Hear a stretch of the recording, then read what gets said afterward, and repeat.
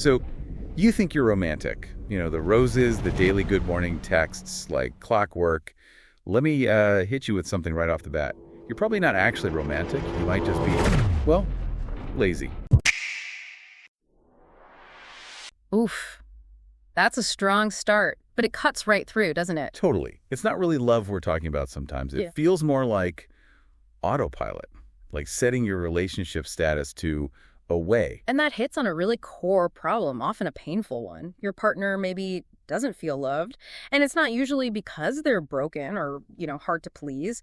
It's often a massive communication breakdown, like you're speaking perfect French, pouring your heart out. And they only understand emotional Swahili. Yeah. The message just doesn't land. Exactly. The effort's there, maybe loads of it, but it gets lost. Completely Right, lost yeah. in translation. And this whole idea, this kind of painfully accurate insight, it comes from a book that seriously shook things up, Gary Chapman's The Five Love Languages.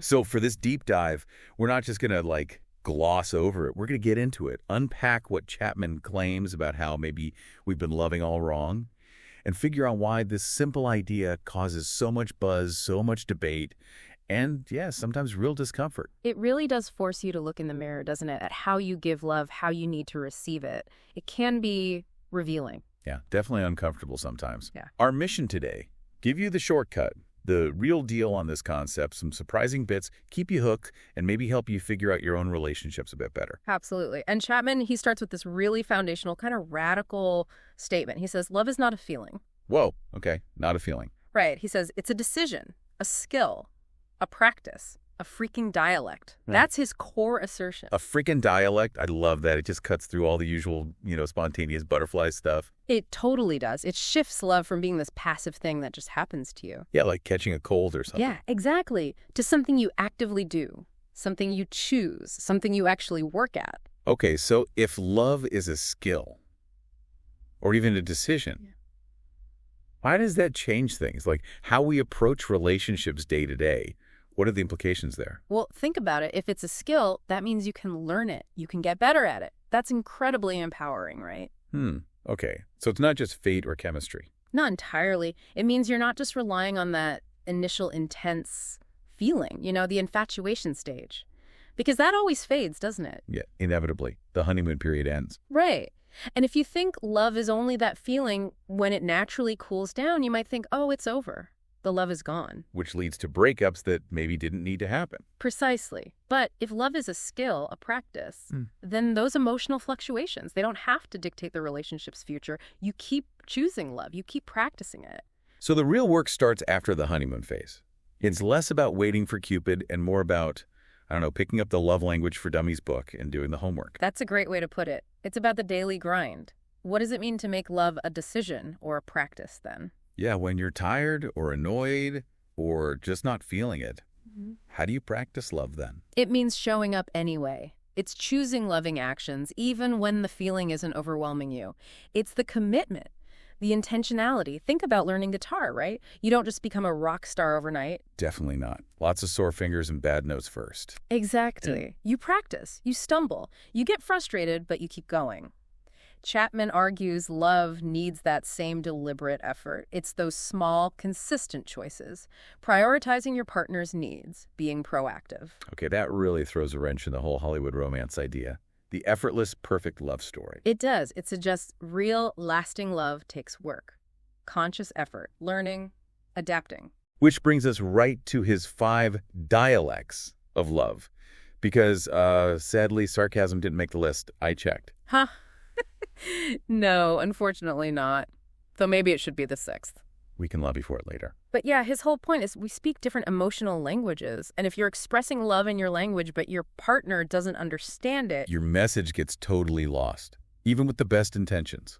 Like that German letter to the Spanish speaker example you mentioned. The thought is there, but zero comprehension. Exactly. So understanding these 5 dialects, it's absolutely critical if you want the love you give to actually be felt as love. All right, let's get into them. This is where it gets super interesting and honestly, sometimes a bit too real. Language number 1. Words of affirmation. The power of the spoken word. Seems simple enough, right? Just say nice things. Yeah. But it's deeper than that for people who really need this one, isn't it? How does Chapman break it down? He defines it as expressing love through verbal compliments, genuine appreciation, saying things directly like, I love you, but also going further. It's the why. I love you because. I really appreciate it when you. For someone whose tank is filled by words, hearing these things, it's like sunshine and water. It just nourishes them. So not just a quick, you look nice. Yeah. More specific, like, wow, that color looks amazing on you, or I was so proud of how you handled that presentation. Exactly. Specificity is key. It shows you're really paying attention. Chapman gives examples like, I love you, you look amazing. Simple, direct. And then he connects it to, like, modern slang, or in Gen Z, you ate, slay. How does that work? How does the core idea cross generations? It's because the underlying need is the same. The need to be verbally acknowledged, praised, affirmed. The actual words change. You ate. Slay means you nailed it. Incredible job in that context. But the impact of being seen and valued through words, that's constant. And if someone needs this, a lack of these words leaves a huge void.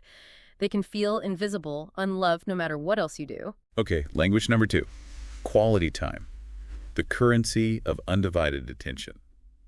This one gets misunderstood a lot, I think. Oh, definitely. People think watching TV together counts. Right. We spend hours on the couch. But Chapman's really clear. Not Netflix while scrolling TikTok. That's not it. Not even close. His point is undivided attention. Phones down, eyes up, actually being present.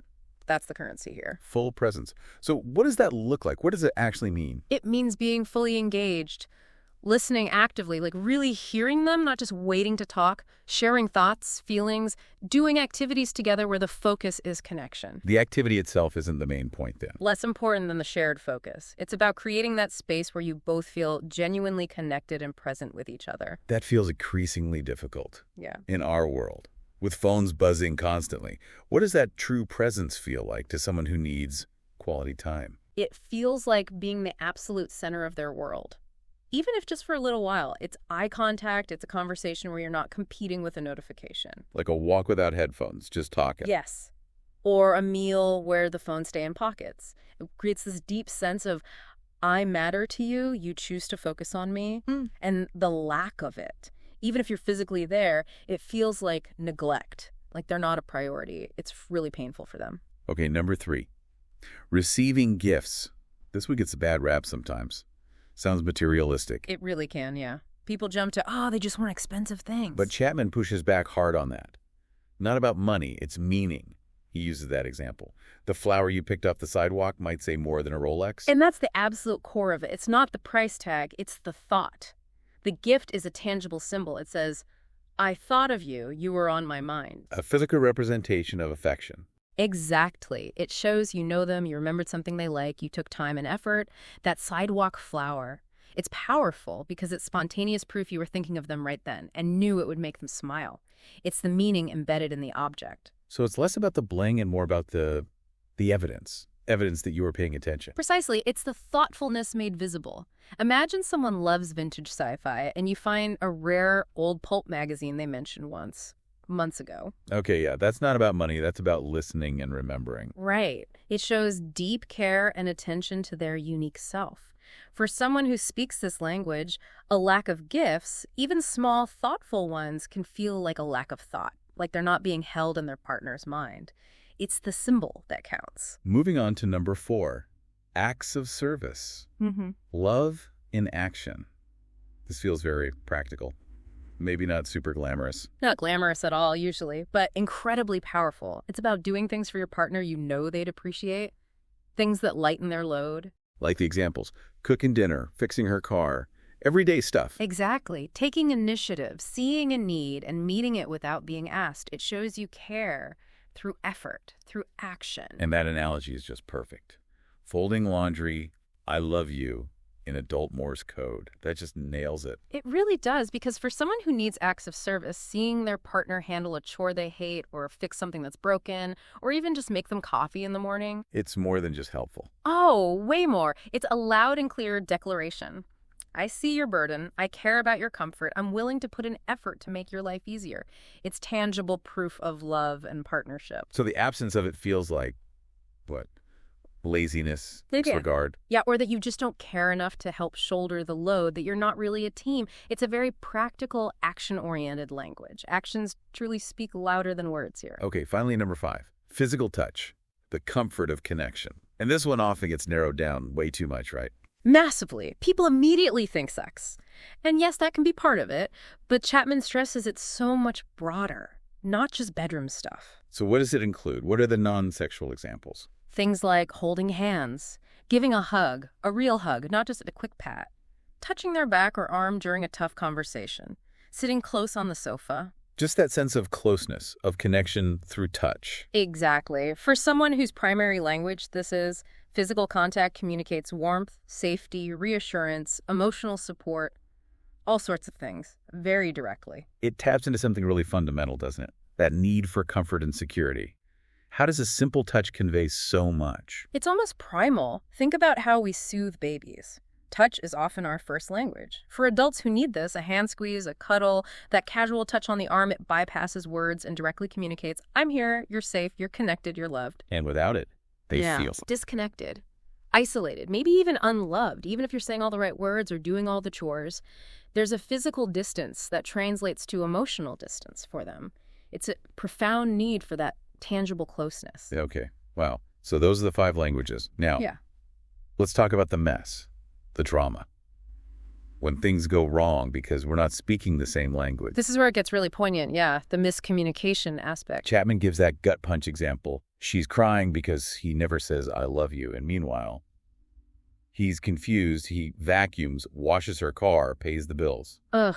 That's so common. He's pouring out love via acts of service, tirelessly. In his mind, his actions are screaming, I love you. He's probably thinking, what more can I possibly do? But she needs the words. For her, words of affirmation is the language that fills her tank.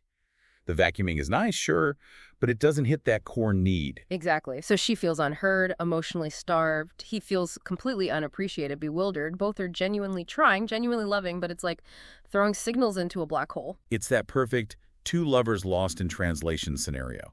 Not a lack of love, but a lack of understanding how the other person receives it. And the pain there is immense, because the effort is real, but it's landing wrong. It builds resentment, distance, this feeling of, you just don't get me. Even when deep down there's still love there. It's tragic, really. And sometimes it's less tragic and more awkwardly hilarious, or just plain horrifying, like the humor examples. Oh yeah, those are gold. You bought her a necklace, she said. We don't even talk anymore. Ooh. Just, ouch. You can feel the air go out of the room. Total gut punch. The person giving the gift, probably fluent in receiving gifts, thinks they've made this grand, loving gesture, maybe saved up for it. Right. Poured thought into it. And the response just highlights a completely different, unmet need. She's craving connection, maybe quality time, maybe words. The necklace, instead of being a symbol of love, becomes a symbol of what's missing. Whew. Or the other one that feels ripped from so many real-life arguments. He wants more sex. She just wants you to do the damn dishes. Yeah, it's so real. The translation provided is priceless. Clean the sink. Unlock the bed. It's blunt, but it captures that underlying dynamic, doesn't it? Perfectly. He's likely speaking physical touch. That's how he feels connected, loved. But you might be drowning in chores, needing acts of service desperately. She's thinking, show me you're my partner by helping out. Then I might feel connected enough for intimacy. Right. Her need for practical support, for feeling like they're a team tackling life together, has to be met first. Until he cleans the sink, metaphorically or literally, the bed feels locked. Both feel unheard, their primary need ignored. It really comes down to that t-shirt analogy, doesn't it? Some of y'all treat love like it's a one-size-fits-all t-shirt. Sorry, King, it doesn't fit everyone. It's so true. We default to giving love the way we like to receive it, or the way we think love should be shown. And we assume it'll work for our partner, but it often doesn't. Yeah.